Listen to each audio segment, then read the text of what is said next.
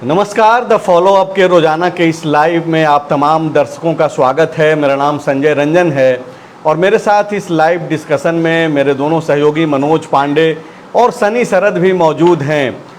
थोड़ी देर हो गई लाइव आने में। दरअसल आज बीजेपी चुनाव समिति की बैठक चल रही थी और बैठक में जितनी गंभीरता अंदर थी उससे ज़्यादा जो गंभीर लोग बाहर थे, जो उम्मीदवार हैं, वो ज़्यादा परेशान थे कि दरअसल क्या कुछ होने जा रहा है। दरअसल पूरे राज्य भर से जो बीजेपी के जो दावेदार हैं, जो उम्मीदवार हैं सारे सीटों पे, उन लोगों के मन में यह सवाल था कि क्या ये जो चुनाव समिति की बैठक है उसमें क्या कुछ होने जा रहा है, क्या उनके नाम पे भी चर्चा हो रही है, नहीं हो रही है। झारखंड बीजेपी जो दिल्ली नाम भेजने वाली है, क्या उस पैनल में उनका नाम है या नहीं है। हालांकि ये काफ़ी गोपनीय बैठक है और जाहिर सी बात है कि नाम का ना अनाउंसमेंट होना है और ना ही नाम एक सार्वजनिक किए जाने हैं। तो ऐसे में जो सूत्रों के हवाले से जो खबरें हैं वो हम लोग बातचीत करके जो है आपको बताने की कोशिश करेंगे। और बीजेपी चुनाव समिति की बैठक में उसको कवर करने मनोज पांडे वहाँ पे गए हुए थे और वहाँ से क्या कुछ खबर निकल कर के आई है। दरअसल आज पूरे दिन भर जो है वैसे लोगों का फ़ोन कॉल्स फॉलो अप को लगातार आ रहे थे कि मेरा क्या होने वाला है। दरअसल जो जिज्ञासा है, जो दावेदार हैं, जो उम्मीदवार हैं, उनके मन में कई तरीके के सवाल हैं। सारे सवालों का जवाब तो हम लोग नहीं दे सकते हैं, लेकिन कुछ नाम जिसको लेकर के स्पष्टता है और माना जा रहा है कि ये नाम दिल्ली भेजे जाएंगे, उन सब चीज़ों पे जो है उनके नाम पे हम लोग चर्चा करेंगे। सबसे पहला सवाल मनोज पांडे से ही है। और पांडे जी, सबसे पहले तो ये बताइए कि ये जो बैठक हुई चुनाव समिति की, क्या इसमें ये जो सारे के सारे नाम तय कर लिए गए, जो पैनल में जो नाम फाइनल करने थे? हाँ, लगभग 81 सीट में अगर आप कहें तो सतही तौर पे 81 पे चर्चा हुई। लेकिन जो बीजेपी मान कर चल रही है कि आसू के लिए छोड़ना है या जदयू के लिए छोड़ना है, उन सीटों पर मतलब सतही तौर पे सरसरी निगाह से चर्चा हुई। इसके अलावा चुनाव में किस तरीके का काम किया जाएगा, मतलब मंच होगा तो एलईडी वैन कहाँ होगी, उससे पहले प्रचार क्या होगा, किस प्रमंडल में किसको जिम्मा दिया जाए, कौन कौन से जो प्रवासी कार्यकर्ता आ रहे हैं उनका यूज़ कैसे किया जाए, इन सब पे भी चर्चा हुई। ये तमाम चीज़ें तो बातचीत हुई होंगी, लेकिन जो लोग उम्मीद में बैठे हुए हैं और जिनकी धड़कनें बढ़ी हुई है कि क्या कुछ होना है, सबसे पहले तो ये बताइए कि कई सारा नाम जो चर्चा में था, जिसे रांची विधानसभा सीट को लेकर के एक चर्चा ये है कि सीपी सिंह का शायद नाम इस बार कंटिन्यू नहीं हो, उनके जगह पे किसी और का नाम सामने आए। तो क्या ये जो पैनल बन रहा है और जो पैनल दिल्ली भेजा जाना है, उसमें सीपी सिंह का नाम है? सिर्फ रांची सीट उदाहरण के तौर पे मैं ले रहा हूँ। जिन जिन सीटों पे जो मौजूदा उम्मीदवार हैं, जो विधायक हैं, उनका अगर टिकट काट रही है बीजेपी, तो क्या उनका भी नाम पैनल में जा रहा है? क्या हो रहा है? देखिए, जो विधायकों का टिकट कट रहा है लेकिन एंटी इनकम्बेंसी की वजह से नहीं कट रहा है या उम्र की वजह से कट रहा है, मान लीजिए कर रहे हैं, तो वो उनका नहीं जाएगा। लेकिन जो सारी आहर्ताएं पूरी करता है और फिर भी उनको नहीं देना है, तो एंटी इनकम्बेंसी या फिर पार्टी का फीडबैक, हाँ, तो उनका, जिनका जैसे उम्र ज़्यादा हो गया तो उनका नाम नहीं भेजा जा रहा है। मतलब क्या सीपी सिंह का नाम नहीं जा रहा है दिल्ली? नहीं जा रहा है, सीपी सिंह जी का नाम जा रहा है। तो मतलब सीपी सिंह को क्या मिल सकता है टिकट? हाँ, अभी तो नाम यहाँ से है पर उनकी संभावनाएं कम हैं सीपी सिंह के। एक एक करके हम लोग सब बातचीत करेंगे। सनी से एक सवाल ले लेते हैं, तब तक आप जो है अपना जो चिट्ठा बनाए हैं बाबा, वो आप निकाल लीजिए और हम अपने दर्शकों को भी बताएंगे। सनी, ये जो चुनाव समिति की बैठक है, आप इसके पहले बीजेपी ने पंच प्रण करके जो है 5 बड़ी घोषणाएं शुरू कर दी, घोषणाएं कर दी। तो आप देखिए कि चुनावी रणनीति के तौर पे जो है बीजेपी लगातार एक स्टेप आगे बढ़ती हुई दिखाई दे रही है। परिवर्तन यात्रा उसके पहले किया गया, अभी जो इंडिया अलायंस के तरफ से, सरकार के तरफ से जो एक मैया सम्मान आभार यात्रा निकाला जा रहा है, वो भी पॉलिटिकल पार्टी के तरफ का नहीं है, तो मतलब इसको कैसे आप देखते हैं? और आज की जो बैठक हुई जिसमें कई तरीके की रणनीति बनी कि कैसे प्रचार प्रसार का होगा, जिम्मा होगा, किसको जिम्मेदारी मिलेगी, किन रणनीतियों के तहत जाना है? अब बिल्कुल देखिए, आज की बैठक में तमाम रणनीतियों पर चर्चा हुई, अलग अलग प्रमंडल वाइज कैसे जिम्मेदारी सौंप के और मजबूती के साथ इस चुनावी मैदान में उतरा जा सकता है। इसकी पहले भी चर्चा हो चुकी है और इस बार ख़ास तौर पे ये विशेष फोकस दिया गया कि किन नेता को ज़्यादा कमान सौंपने पर फ़ायदा होगा, किन इलाकों में ज़्यादा फ़ायदा होगा, बाहर के नेता के आने से क्या नुकसान होगा, क्या फ़ायदा होगा। ये सारे समीकरण पर लगातार बातचीत हो रही है और बीजेपी लगातार इस पर काम भी कर रही है। और मुझे लगता है कि बहुत बार ऐसा भी हो रहा है, अभी तक जो पिछले 1-2 महीने में देखने को मिला, कि अगर कुछ स्टेप बीजेपी ले रही है और उसे लग रहा है कि नहीं अब इससे नुकसान हो रहा है, तो उसमें बैक आकर और फिर गियर बदलकर फिर दूसरे गियर में किस हिसाब से चला जाएगा। अभी आप देखिए कि बीजेपी जो ज़्यादा से ज़्यादा लोगों को अपने तरफ आकर्षित करने और सरकार के खिलाफ माहौल बनाने में मुझे लगता है कि जो ज़्यादा फोकस है वो है अभी एग्ज़ाम नौकरी को लेकर। और यही वजह है कि देखिए पंचप्रण में जो घोषणा की गई है उसमें भी नौकरी के साथ साथ बेरोजगारी भत्ता, रोजगार, इन तमाम चीज़ों पर जोर दिया गया है और इसी को लगातार बीजेपी के नेताओं की तरफ से कहा जा रहा है। एक तो आप देखिए कि जेएसएससी सीजीएल ट्रेंड में रहा, कैंसिल कर दें, जेएसएससी सीजीएल ट्रेंड में रहा, बीजेपी के नेता भी ट्वीट करते रहे, यहाँ नहीं बल्कि देश के अलग अलग हिस्सों में भी कई लोग जो है वो ट्वीट करते रहे और लगातार ट्रेंडिंग में रहा। तो अब लग रहा है कि कहीं ना कहीं सरकार के खिलाफ माहौल बन रहा है और इसे कैसे अच्छे से जो है चुनाव में इस्तेमाल किया जा सकता है, इसको देखकर ही अब रणनीति जो है आगे बनाई जा रही है।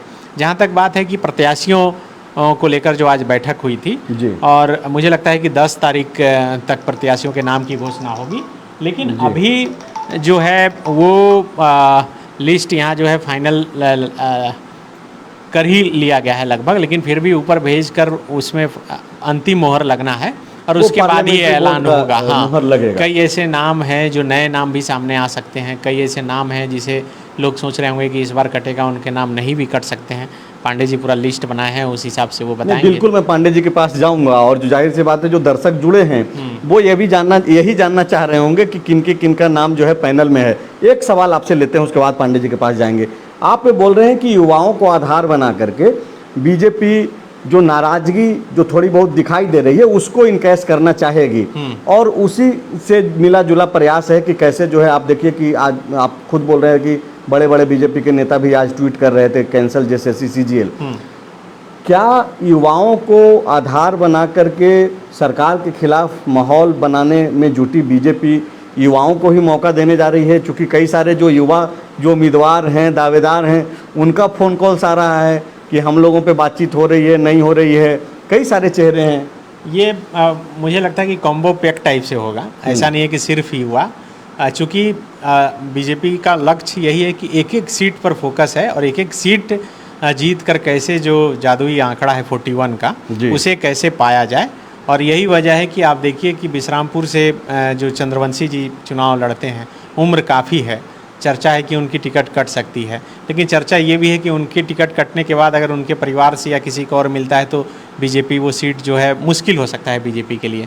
तो ऐसी स्थिति में जो बैरियर है उस बैरियर को तोड़ के फिर उनको भी टिकट दिया जा सकता है। तो इस हिसाब से कॉम्बिनेशन बनाया जा रहा है।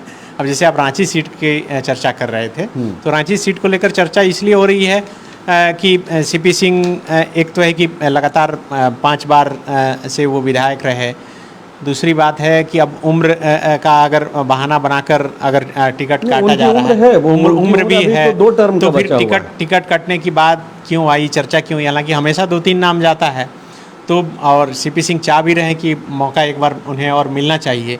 तो अब अगर टिकट कटता है तो किनका नाम आएगा, कौन कौन लोग दावेदार हैं, तो इस हिसाब से हर एक सीट पर मुझे लगता है कि 2-3 लोग हैं। कुछ ही सीट ऐसा है जिसमें पूरी तरह से स्पष्ट है कि नहीं, इनको तो मिल ही जाना है, इनके अलावा और कोई नहीं है। मतलब कुछ नामों को अगर छोड़ दिया जाए तो कई सारी सीटें ऐसी हैं जिस पे बदलाव संभव है। अब एक एक करके पांडे जी से बात करेंगे, पिटारा आप खोल दीजिए बाबा। और एक ही मात्र सीट है नेता प्रतिपक्ष का जो एक ही नाम पे चर्चा हुआ, वो अमर बावरी, बस और कोई नहीं। मतलब एकमात्र अगर कोई सेफ है अमर बावरी, जो मतलब 100% तो वो अमर बावरी हैं। मतलब नेता प्रतिपक्ष अमर बावरी चंदन कियारी से, चंदन कियारी से ही चुनाव लड़ेंगे। बीच में खबरें आ रही थी कि आजसू को वो जा सकती है वो सीट, चूंकि एनडीए फोल्डर में चंदन कियारी से वहाँ उमाकांत रजक पूर्व मंत्री भी रहे हैं वो, और उनका बड़ा नाम, और ये माना जा रहा था कि वो शायद चुनाव लड़ेंगे एनडीए फोल्डर से। और अमर बाउरी कांके शिफ्ट कर सकते हैं, कांके विधानसभा चुनाव लड़ सकते हैं, लेकिन अमर बाउरी को चंदन कियारी के लिए ही जो है फिक्स कर दिया गया है। अमर बाउरी की इच्छा भी थी, जो खबरें हैं कि उसके मुताबिक वो चंदन कियारी से ही चुनाव लड़ना चाहते थे। और पांडे जी बड़ी खबर दे रहे हैं कि अमर बाउरी वहीं से लड़ेंगे, एक नाम गया है। हाँ, एक ही नाम, एक ही पे चर्चा, मतलब चर्चा ही नहीं हुई। चंदन कियारी आया, अमर बाउरी, बस नेक्स्ट ऑप्शन ही नहीं उसमें किया गया कोई मतलब 81 सीट में एकमात्र सीट है जो नहीं। आज जो चीज़ें मेरे तक पहुंची है वो, अच्छा हाँ, उसमें मतलब, हाँ, चंदन कियारी एक ऐसा सीट है जिसमें सिर्फ अमर बाउरी और कोई चर्चा नहीं हुआ, किसी दूसरे नाम का जिक्र तक नहीं हुआ। ठीक है, तो आगे बढ़िए। आगे एक एक करके बात करते हैं बाबा। रांची सीट अलग अलग बताऊंगा सीट का, सीरियल ऑर्डर से नहीं बताऊंगा। हाँ। मैं पहले बता दें, रांची में सत्यनारायण सिंह, रांची से सत्यनारायण सिंह, रमेश सिंह, सीपी सिंह, संजीव विजय वर्गीय और शशांक राज। तो बड़ी खबर आप देखिए, फॉलो अप पे आपको पांडे जी बता रहे हैं, फॉलो अप के जरिए रांची सीट को लेकर के जो है 5 नाम सामने आया है। जो मौजूदा विधायक हैं सीपी सिंह, उनके बाद रमेश सिंह का नाम है, सत्यनारायण सिंह का नाम है, और शशांक राज जो बीजेपी युवा मोर्चा के अध्यक्ष हैं उनका नाम है, और संजीव विजय वर्गीय का नाम है। तो ये 5 नाम जिसपे बीजेपी ने जो है, स्टेट बीजेपी ने जो पैनल जाती है यहाँ से पार्लियामेंट्री बोर्ड को, केंद्रीय नेतृत्व को, ये 5 नाम तय किए गए हैं। इन्हीं 5 नामों में से किसी एक को टिकट मिलेगी। बिल्कुल, या नहीं, एक संभावना और भी है, इन 5 में से किसी को ना मिले, वो ऊपर से जो तय हो जाए, वो भी एक कॉन्सेप्ट रखा गया है। क्योंकि इस सीट पर नवीन जायसवाल की भी चर्चा हुई, अंदर खाने जो डिसाइडिंग फैक्टर है। नहीं, वो फिर बाबा दूसरी खबर है कि हटिया में क्या चल रहा है, नहीं चल रहा है। अभी जो पैनल रांची के लिए तय किया गया है उसमें यही 5 नाम है। एक बार फिर से रिपीट करते हैं। सीपी सिंह जो मौजूदा एमएलए हैं, पूर्व मंत्री हैं, वरिष्ठ नेता हैं, रमेश सिंह हैं, सत्यनारायण सिंह हैं, संजीव विजय वर्गीय हैं, और शशांक राज हैं जो युवा मोर्चा के अभी अध्यक्ष हैं। उसके बाद सिल्ली तो सुदेश, वो ऑलरेडी जाहिर सी बात है कि वो एनडीए को फोल्डर में नहीं हुई, सुदेश महतो का ही नाम इधर से गया। हटिया से नवीन जायसवाल, शशि भूषण भगत और भरत काशी। भरत काशी फिलहाल आजसू पार्टी में है, लेकिन इनका नाम बीजेपी से गया है। बिल्कुल चर्चा हुई तो इनके ये नाम। कैसे संभव है? अब शायद हो सकता है कि ये चर्चा हो कि थाली में घी गिरना इम्पोर्टेंट है, भात में गिरे या दाल में, वो इम्पोर्टेंट नहीं है। नहीं, लेकिन क्या ये नाम, ये जो रायशुमारी हो रही थी उसमें ये नाम था भरत काशी, जब आजसू के हैं तो फिर इनका नाम कैसे आ गया? अब इसका तो डिफिनेशन नहीं है, जो मेरे सूत्र बताए हैं कि भरत काशी के नाम पर वहाँ पे भी चर्चा हुई, शशि भूषण भगत और नवीन जायसवाल। मतलब अगर सिचुएशन ऐसा बने तो बीजेपी में ज्वाइन करा करके उनको भी दिया जा सकता है, एक ऑप्शन लेकर के चला या जाए। हो सकता है हटिया सीट ही दिया जा सके, कुछ भी हो सकता है, राजनीति है। क्या ये संभव है सनी?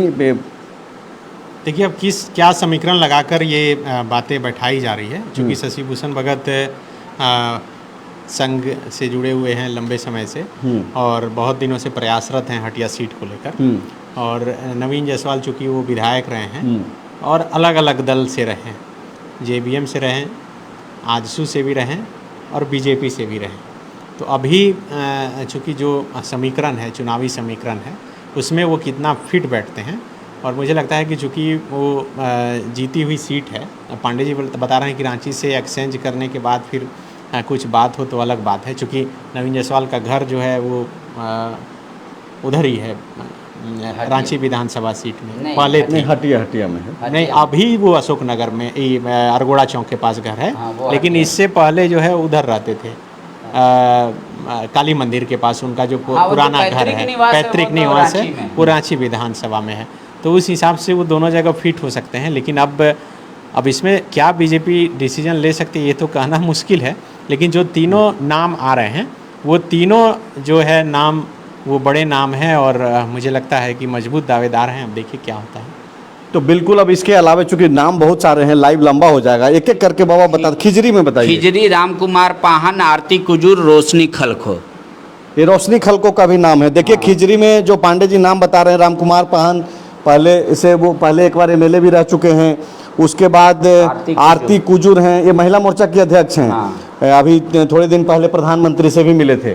प्रधानमंत्री मोदी की बहन हैं, वो करम पर्व के दिन प्रधानमंत्री जिस दिन पहुँचे उस दिन उन्होंने करम का फूल लगाया। प्रधानमंत्री सड़क मार्ग से जमशेदपुर गए, जमशेदपुर से लौटे और उस दौरान वो जो है वो लगा हुआ था उनके कान में। और हाँ, उन्होंने जावा, उन्होंने बताया भी कि किस तरह से एक बहन जो है उनके लिए फास्टिंग की है और ये की है। अब चूंकि प्रधानमंत्री की बहन बन गई है तो दावेदारी तो उनकी मजबूत हो गई है जरूर। रोशनी खलको जो वार्ड सदस्य रही हैं, वार्ड पार्षद, 19 नंबर वार्ड का। नहीं, वार्ड पार्षद, उसमें एक लाइन और जोड़ना था। वार्ड पार्षद तो हैं, लेकिन वो झारखंड की एकलौती वार्ड पार्षद है मुझे लगता है जो हमेशा निर्विरोध चुनी जाती हैं। उनके अगेंस्ट में कोई खड़ा ही नहीं होता है। पांडे जी लास्ट टाइम भी वो निर्विरोध ही थी। लास्ट टाइम निर्विरोध थी, उससे पहले उनको कंडक्ट करना पड़ा। लास्ट टाइम ऐसा हुआ चूंकि उनके खिलाफ एक ही उम्मीदवार खड़ा हुई थी और उनका नामांकन खारिज हो गया था। इस वजह से वो उससे पहले उनके बाद बेरमो है। हाँ, बेरमो में बाटुल जी हैं। सत्यानंद बाटुल लिखते हैं ना, सत्यानंद बाटुल ही लिखते हैं ना, बाटुल जो पूर्व विधायक हैं। बिल्कुल। और फिर रविंदर पांडे, प्रकाश सिंह, गिरजा देवी। अच्छा, ये प्रकाश सिंह कोविशील्ड वाले। हाँ, कोविशील्ड वाले प्रकाश सिंह, गिरजा देवी, तो ये रविंदर देखिए पांडे। बेरमो से 3 नाम है बीजेपी का, सत्यानंद बाटुल, रविंदर पांडे, प्रकाश सिंह और गिरिजा देवी। इसके बाद आते हैं ये धनबाद, शेखर अग्रवाल, एलबी सिंह, राज सिन्हा। कि राज सिन्हा का आप गलती से नाम लास्ट में लिखे हैं या फिर ये इनकी सिचुएशन ऐसी हो गई है? नहीं, सिचुएशन भी कुछ ऐसी है, लेकिन मैं कई बार जो मतलब लिखने में आगे का पीछे हो जाता है मेरे से, इसको दर्शक उस तरीके से ना समझे। नहीं, चूंकि इसलिए मैं पूछ रहा हूँ कि राज सिन्हा को लेकर के सनी आप भी देख रहे होंगे कि बार बार बीच में खबरें आ रही है कि राज सिन्हा का टिकट काटा जा सकता है, खास करके लोकसभा चुनाव के दौरान की उनकी जो भूमिका है बीजेपी के अनुसार गड़बड़ दिखाई दी। बिल्कुल, लोकसभा चुनाव के दौरान एक स्पष्टीकरण भी उनसे लिया गया था, पत्र भी जारी किया गया था और उसके बाद से ही वो संदेह के घेरे में हैं। और मुझे लगता है कि लोकल सांसद की भी भूमिका थोड़ी होती है टिकट बंटवारे के समय।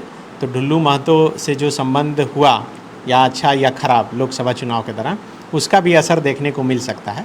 लेकिन इसका दूसरा पहलू ये भी है संजय, आप देखिए कि जैसे लोकसभा चुनाव के दौरान जयंत सिन्हा का टिकट काटा गया, उसके बाद एक जो खास करके जाति विशेष पर अगर बात करें तो लाला कायस्थ जाति में एक नाराज़गी गई। तो राज सिन्हा चूँकि एकलौते हैं विधायक, तो उस हिसाब से लगता है कि वो फिट बैठ सकते हैं। जयंत सिन्हा का लोकसभा में काटा गया, अगर विधानसभा में राज सिन्हा की टिकट कटी तो कायस्थों के बीच में एक नाराजगी जाएगी।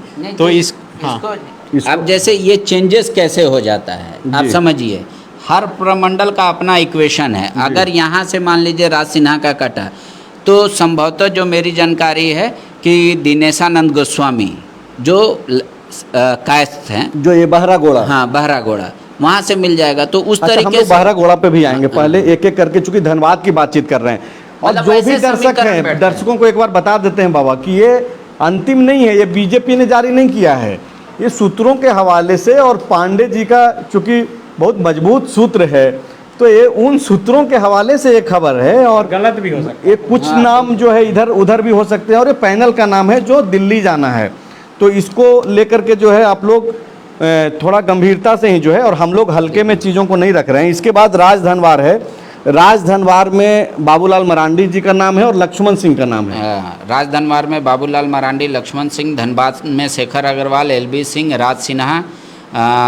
उसके बाद आप आ जाइए टुंडी। नहीं, राजधनवार पे पहले चर्चा कर लेते हैं बाबा कि क्या ये जो खबरें निकल करके आई कि जो ट्राइबल सीट में, जो ट्राइबल जो नेता हैं बीजेपी के बड़े लीडर, वो ट्राइबल सीट पे चुनाव लड़ेंगे, ये 1.5-2 महीना पहले की खबरें निकल करके आई। क्या इसके बावजूद राजधनवार से ही, ये चूँकि जनरल सीट है, बाबूलाल जी वहीं से लड़ेंगे चुनाव? लगभग 80% वहीं से वो लड़ेंगे। और 20% शायद अगर पार्टी को लगा कि कहीं पे अच्छा उम्मीदवार नहीं है और वो रिजर्व सीट है तो वहाँ से बाबूलाल लड़ सकते हैं। तो क्या 2 सीट से लड़ेंगे? नहीं, लड़ेंगे एक ही सीट से। अभी फाइनल नहीं रखा गया है, वहाँ पे ऑप्शन 2 भेजा गया है। राजधनवार जनरल सीट है तो वहाँ पे एक लक्ष्मण सिंह का भी नाम भेजा जा रहा है और बाबूलाल जी को भी। पर 28 जो रिजर्व सीटें हैं एसटी की, उसमें अगर कोई सीट पे अच्छा उम्मीदवार नहीं मिला तो बाबूलाल वहाँ के उम्मीदवार हो जाएंगे। सनी, चूंकि बाबूलाल मरांडी का नाम घोषित नहीं है बतौर मुख्यमंत्री, लेकिन खबरें और हम लोग जो देखते समझते हैं, लगता तो यही है कि वही प्रोजेक्टेड हैं। अब ये राजधनवार की जो सीट है, इस पे चर्चा इसलिए करनी जरूरी है कि वहाँ पे जो एक बार बाबूलाल मरांडी को राजकुमार यादव जो माले के विधायक हैं वो हरा चुके हैं, और इस बार माले और इंडिया अलायंस में का एक साथ आना है। मतलब लोकसभा में एक साथ लड़े ही ये लोग, विधानसभा का चुनाव में भी ये रहेंगे। और अगर फिर से अगर माले और बीजेपी की लड़ाई वहाँ पे होती है, इस बार तो इंडिया अलायंस और बीजेपी सीधे आमने सामने लड़ाई हो जाएगी। तो क्या वहाँ पे बाबूलाल मरांडी, जो संभावित है कि अगर सीटें मिलती है, जनता अगर मौका देती है, तो वो चेहरा हैं, तो क्या ये सीट सेफ सीट है बाबूलाल जी के लिए, आपको ये लगता है? देखिए, सेफ सीट है या नहीं ये तो क्लियर नहीं कहा जा सकता, लेकिन चूंकि पिछली बार बाबूलाल मरांडी जेवीएम के टिकट से लड़े थे और जेवीएम की स्थिति झारखंड में जो अभी इंडिया अलायंस की स्थिति है कुल मिलाकर वैसी थी। मतलब आदिवासी मुस्लिम वोटर जो है एकजुट बाबूलाल मरांडी के प्रति थे, क्योंकि जिस हिसाब से मजबूती के साथ उन्होंने कई लड़ाइयाँ लड़ी। जो हिंदपीढ़ी के एक डॉक्टर थे, उन्हें आतंकवादी घोषित किया गया और उसके बाद बाबूलाल मरांडी की उनका केस लड़कर उनको जेल से बाइज्जत बरी कराकर बाहर निकाले। तो एक मैसेज गया था और एक एकजुट होकर वोट उन्हें पड़ा था। तो अभी राजधनवार में चूँकि क्या समीकरण रहेगा उस हिसाब से कहना मुझे लगता है कि बहुत आसान तो नहीं है और बहुत आसान कोई भी सीट नहीं है। आप कोई भी सीट देखिएगा तो बहुत मुश्किल है। तो बाबूलाल मरांडी चूँकि राजधनवार से जीते हैं तो इसलिए उनका नाम वहाँ से आया है, लेकिन हो सकता है कि बाबूलाल मरांडी किसी एसटी रिजर्व सीट से भी चुनाव लड़ें। एक फैक्ट ये भी है कि बाबूलाल मरांडी भले ही कि बीजेपी चले गए हैं, लेकिन मतलब बीजेपी वाली जो वो कड़क छवि है हिंदुत्व वाली, बावजूद इसके कि वो प्रदेश अध्यक्ष हैं, ऐसा नहीं है कि एकदम से खारिज कर दिए गए हैं। सारे समाज में उनका एक अपना पकड़ तो है ही।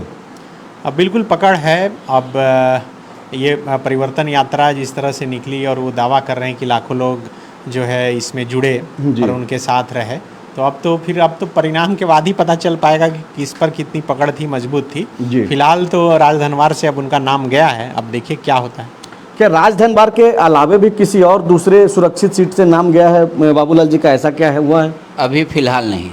वो अच्छा, इस पैनल में ऐसा कुछ नहीं हुआ? ऐसा कुछ नहीं हुआ। टुंडी से हैं राजीव कुमार ओझा, विक्रम पांडे, 2 नाम हैं। टुंडी? हाँ, टुंडी से राजीव कुमार। तो महतो बहुल सीट है। हाँ, लेकिन वहाँ पर राजीव कुमार ओझा और विक्रम पांडे।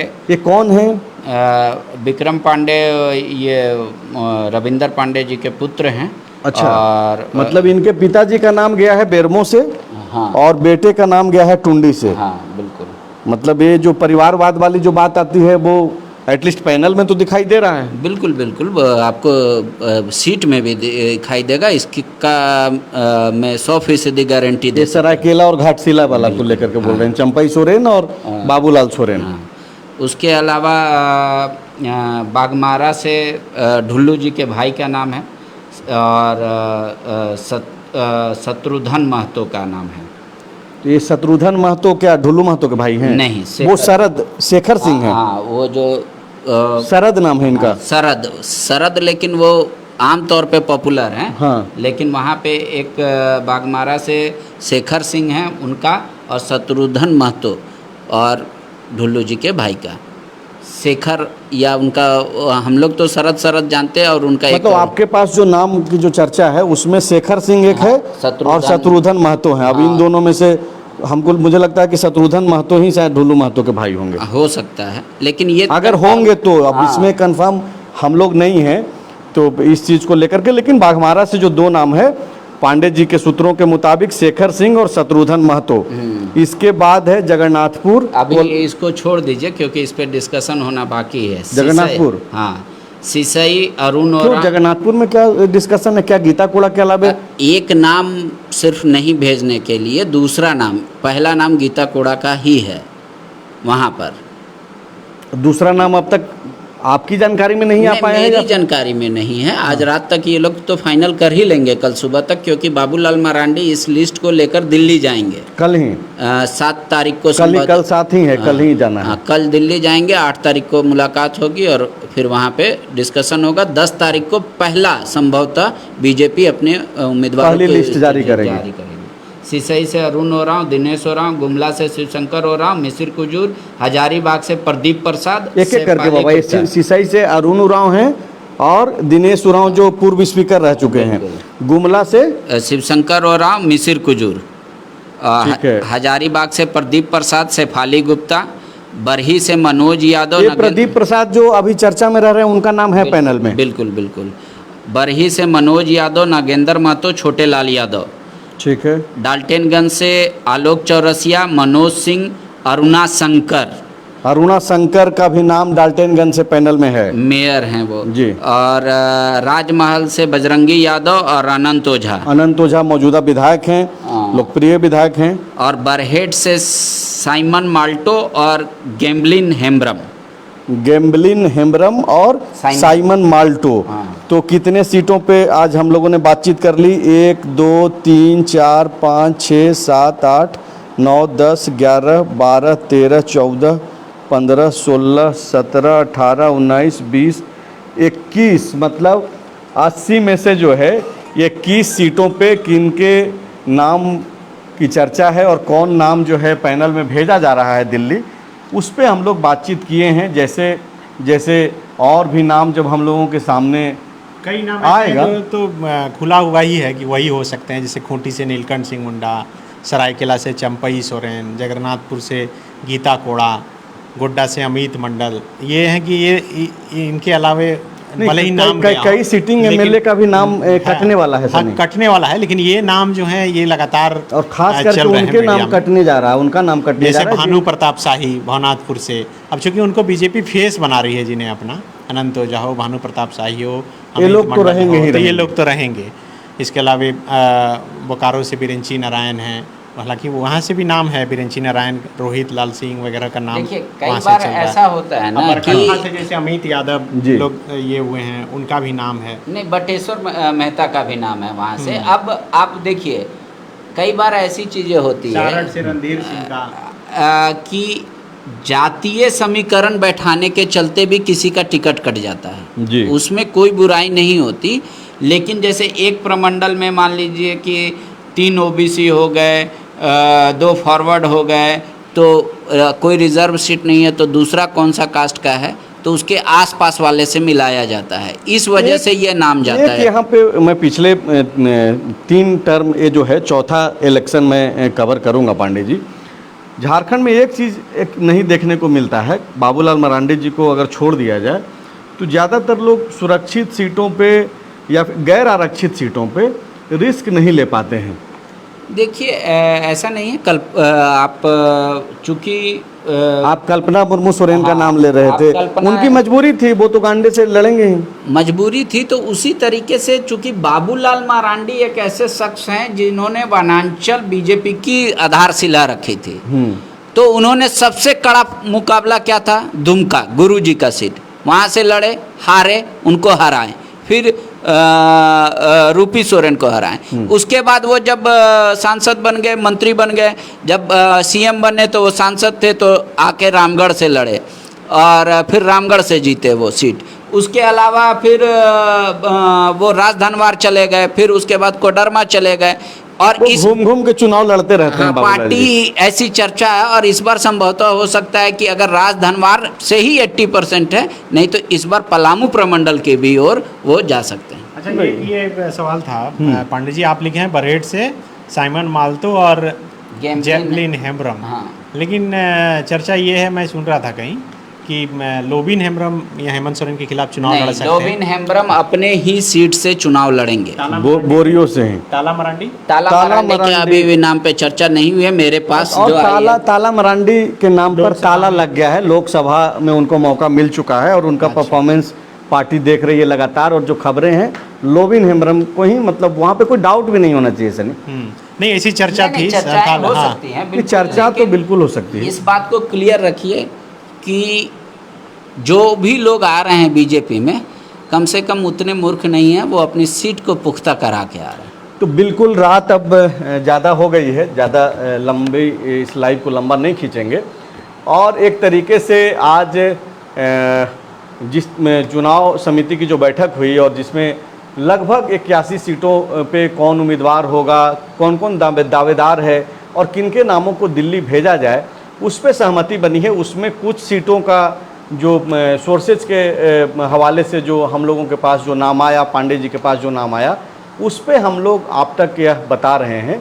और यह ज़रूरी नहीं है, पॉलिटिक्स में कोई भी खबर आखिरी नहीं है, जब तक की संभावनाएं बनी हुई है नाम बदलते रहते हैं। आपको याद होगा कि लोकसभा में तो चुनाव में तो बाकायदा नाम जारी कर दिया गया। सुनील सोरेन एग्जाम्पल के तौर पे आपको दुमका का ले लीजिए, बीजेपी ने बाकायदा उनके नाम का नोटिफिकेशन जारी कर दिया, बाद में वो नाम वापस लिया गया और फिर सीता सोरेन चूँकि पार्टी में ज्वाइन की और उनको टिकट दिया गया।